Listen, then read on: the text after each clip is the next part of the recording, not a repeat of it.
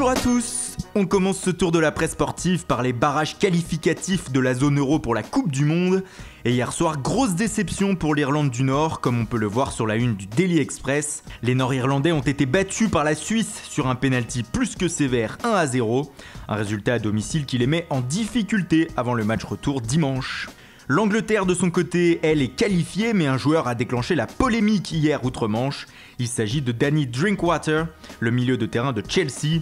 Gareth Southgate, le sélectionneur anglais, était prêt à le titulariser ce soir face à l'Allemagne en amical, comme l'explique le Mirror Sport. Mais l'ancien joueur de Leicester a indiqué ne pas se sentir en forme et a donc décliné la sélection. Problème, ce n'est pas la première fois qu'il a ce genre de comportement, mais la troisième fois. Ça ne passe donc pas du tout en Angleterre ce matin où les journaux comme le Daily Mail pensent que dorénavant Drinkwater est hors course pour faire partie de la liste des joueurs qui iront en Russie en juin prochain. Southgate devrait se pencher très sérieusement sur son cas. En Espagne, c'est encore et toujours le Real Madrid qui pose problème. Les merengues font face aux blessures successives de leur trio offensif phare, Bale, Benzema, Cristiano Ronaldo, la BBC. Et ce matin, as de lâcher une stat incroyable.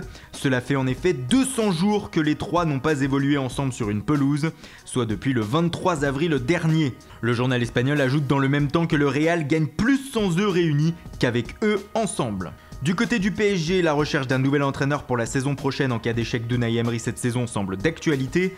Ces derniers jours, la piste de José Mourinho était évoquée dans la presse anglaise.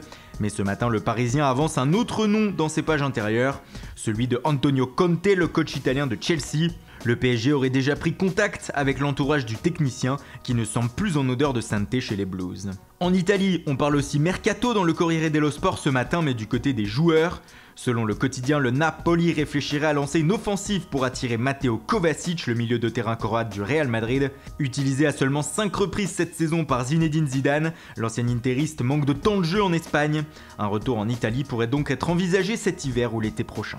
Mais au-delà du mercato, l'Italie a beaucoup plus important en tête. La Squadra Azzurra dispute ce soir son barrage aller qualificatif pour la Coupe du Monde contre la Suède.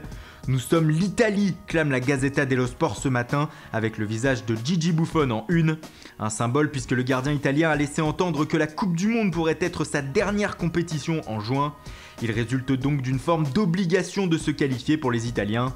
En France, il y aura beaucoup moins de pression ce soir au Stade de France. Les Bleus reçoivent le Pays de Galles en amical. Mais l'équipe donne néanmoins le mot d'ordre de ce match, séduire, notamment sur le plan offensif, à 7 mois du mondial. Voilà, c'est tout pour aujourd'hui. Merci pour votre fidélité. Bonne journée et bon week-end à tous. Et rendez-vous dès lundi matin pour une nouvelle revue de presse.